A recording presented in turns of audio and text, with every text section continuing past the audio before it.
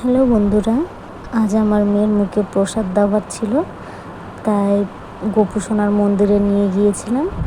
আর সবার প্রথমে কিন্তু আমার বড়দি মুখে দিয়েছিল। পিসিমশাইকে বলেছিলাম তুমি আগে মুখে দাও। আর এই পিসিমশাই হচ্ছে আমাদের ঘরের ঠাকুরমশাই, উনি আমাদের ঘরে পুজো করে। আর সবার আগে দিদি দিয়ে দিয়েছিল, মাও ছিল। মা বলেছিল যে কোনো একজন বড় দিলেই হবে। তারপরে ঠাকুরমশাই ঠাকুরকে নমঃ করে তারপর আমার মেয়ের মুখে পায়েস দিয়ে দিচ্ছিল। আর দেখো কিন্তু একটু মিষ্টি জিনিস খেতে চাইছিল না, খুবই কান্না করছিল। আর জানো তো, মেয়ের মুখে ভাতের অনুষ্ঠানটা খুবই বড় করে করার খুব ইচ্ছা ছিল, তার করতে পারলাম না।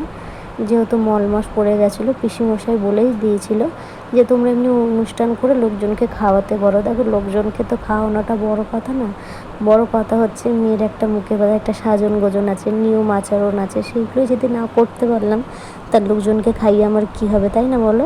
আর গোপু সোনার কাছে এসে দেখো মেয়েকে একটু মন্দিরের সামনে বসিয়ে দিয়েছি। সবে হালকা হালকা আলতো আলতোভাবে বসতে শিখেছিল। আর তখন তো আমার ফোন ছিল না, এটা বড় ফোন দিয়েই মানে ভিডিওগুলো করা হয়েছিল।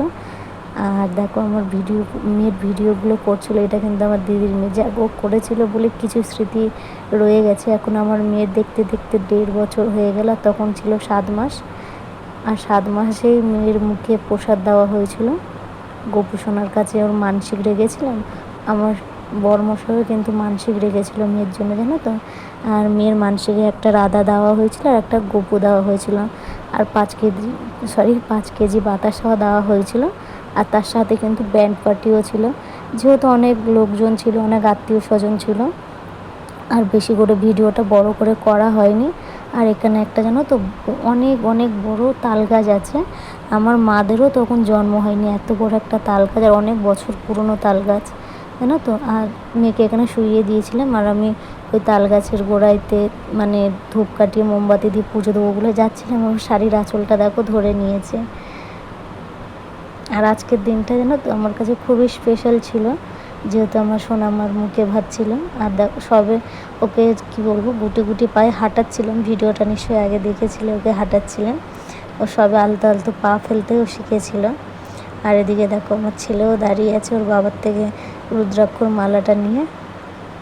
আর ওখানে না অনেক মানসিকের মানে কাপড়ও বাঁধা আছে, যার যার মানসিকের পূরণ হয়েছে তারা তারা ওই কাপড়গুলো বেঁধে দিয়ে গেছে গোপু সোনার কাছে।